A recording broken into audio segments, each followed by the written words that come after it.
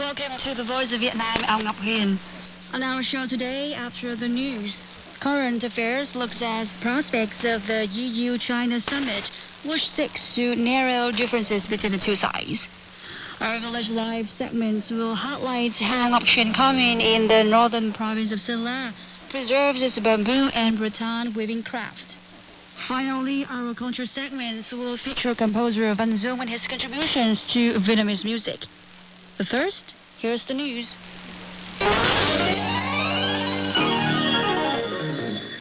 In the news headlines, the Politburo promulgates a resolution on Hanoi's development to 2045. The Vía Bà Chùa Sư Festival 6 UNESCO recognition, and Japan affirms backing for rules-based international order in the East Sea. Now for the news in details. The Politburo on Friday promulgated a resolution on directions and tasks to develop Hanoi capital city until 2030 with a vision to 2045. According to the resolution, Hanoi will take the lead in completing industrialization and modernization by 2030. By 2045, Hanoi will become a globally connected, civilized, modern, and creative city with a high standard of living and quality of life and a modest economic, cultural, and social development on par with leading capitals and cities in the region.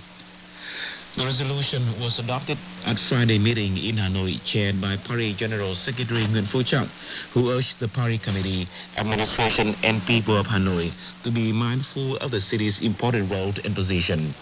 The Politburo praised Hanoi's achievements over the past decade with good economic growth, social political stability, national defense and security maintained, and external relations and international integration expanded.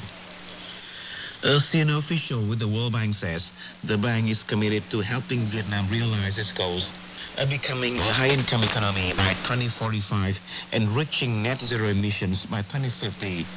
Fiber2Fashion.com reported this week. The World Bank pledges to work with Vietnam as it charts a renewed course towards ambitious development goals, said WB Vice President for East Asia and Pacific, Manuela Ferro, who recently concluded a 5-day visit to Vietnam. The World Bank will have Vietnam produce a report called Vietnam 2045 that will propose practical ways to realize its aspirations, she said. On her first official visit to Vietnam, Ferro met with Prime Minister Phạm Minh Chính, National Assembly Chairman Vương Đình Huệ, and other high-ranking officials. At the meetings, she discussed Vietnam's development priorities and challenges and how Vietnam can use the World Bank's support to achieve transformational improvements in the lives of the Vietnamese people. The World Bank will offer innovative solutions that address new development challenges and fit the unique profile of Vietnam's development opportunities, she said. The government has approved the submission of a dossier on the Vía Bà Chùa Sư Festival in the Mekong Delta province of An Giang for UNESCO recognition as an intangible cultural heritage of humanity. The festival honoring the Holy Lady of Mount Sam in Châu Đốc City takes place annually from the 22nd to the 27th of the 4th lunar month. The event entails a number of rituals, including a statue bathing ritual on the opening day. According to popular mythology, the goddess statue was discovered at the top of Mount Sam and carried to the foot of the mountain, where it has been worshipped until today. The festival features a variety of cultural activities, including music concerts, a dragon dance performance, and a boat race.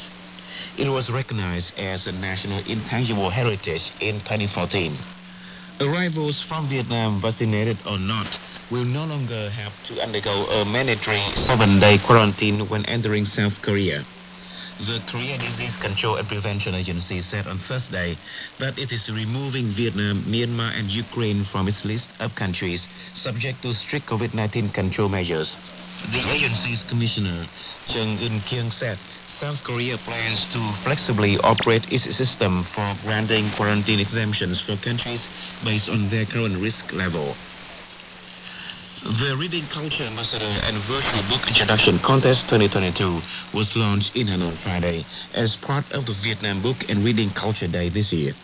Phạm Quốc Hùng, head of the library department of the Ministry of Culture, Sport and Tourism, said the contest themed Aspiration for National Development aims to foster contestants' thinking skills and creativity. They are encouraged to create works via paintings, poems, short stories, and stage plays, in addition to traditional articles or videos. Năm 2021 thì đã có 9.000 trường trên toàn Last year, 9,000 schools nationwide and nearly 1 million students participated in the contest. The figures demonstrate that young people remain interested in reading and books. Contestants can share their love and passion for reading through paintings or short stories. This helps spread the contest to younger generation, the country's future generation, to develop the reading culture in the community more strongly. 2022 marks the first year that the contest has reached out to 5.3 million overseas Vietnamese. Entries can be submitted starting April the 1st, according to the organizing board. The 16th Ho Chi Minh City International Travel Expo will take place from September the 8th to the 10th at the Saigon Exhibition and Convention Center, tourism officials said. The Vietnam National Administration of Tourism and Ho Chi Minh City's Department of Tourism told reporters on Friday that the event is expected to attract more than 200 exhibitors who are airlines, hotels and resorts, travel agencies, large corporations, and representatives from other countries, together with businesses from over 45 provinces and cities across Vietnam. There will be international travel fair, international buyers program and international press, the gala dinner celebrating Vietnamese rice, Vietnam's MIC Tourism Forum, seminars on key tourist markets, Tourism Award 2022, and Regional Culture Experience Zone. The comeback of the expo marks an important milestone for the tourism sector after a 2-year COVID-19 hiatus.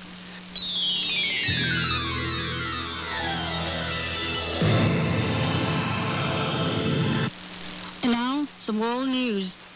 Japan strongly backs the adherence to the Permanent Court of Arbitration's PCA 2016 ruling on the South China Sea, known as the UTC in Vietnam.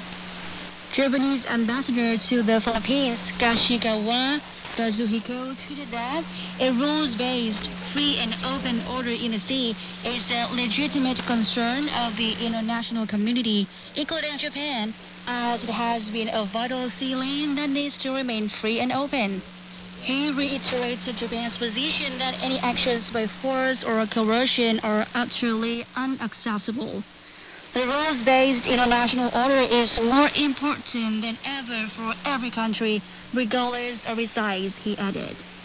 The PCA's ruling, issued in July 2016, rejects China's irrational claim to have historical rights over the so-called Nine-Dash Line, covering 80% of the UTC.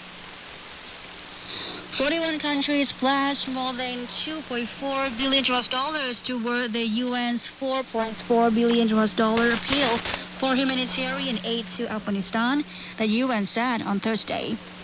The commitments were made at an online conference conducted by the UK, Germany, and Qatar to raise donations for Afghanistan. UN Secretary General Antonio Guterres called on the world to take urgent action to provide humanitarian assistance to Afghanistan. The United Nations Development Programme, or UNDP, has warned that unless action is taken, 97% of Afghans could be living below the poverty line by the middle of this year. Russian President Vladimir Putin said Thursday that he has signed a decree requiring foreign buyers to pay in rubles for Russian gas beginning Friday, and contracts will be halted if the payments are not made. In order to purchase Russian natural gas, buyers must open rubles accounts in Russian banks. It is from these accounts that payments will be made for gas delivered after April the 1st, Putin said in a televised speech. He warned that if payments do not comply, Russia will consider it a default on the part of buyers, with only ensuing consequences. And now recap of the headlines. The Politburo promulgates a resolution on Hanoi's development to 2045. the Viebachusu Festival seeks UNESCO recognition, and Japan reaffirms backing for rules-based international order in the East Sea. And that's the news from Voice of Vietnam.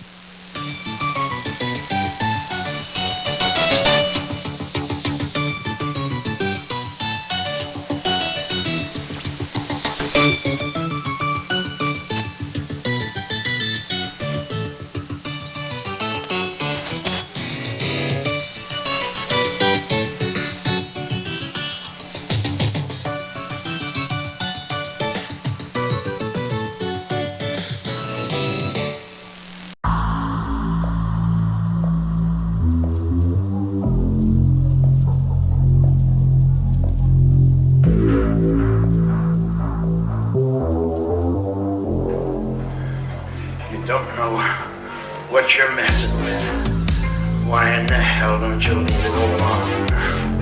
Who is she? They look just like you and I, but inside they're different. They have no soul. Who are you? They call me the garbage man. I dispose of human garbage. Why are you telling me all this? Because you're in danger. There's been a little accident, an escape.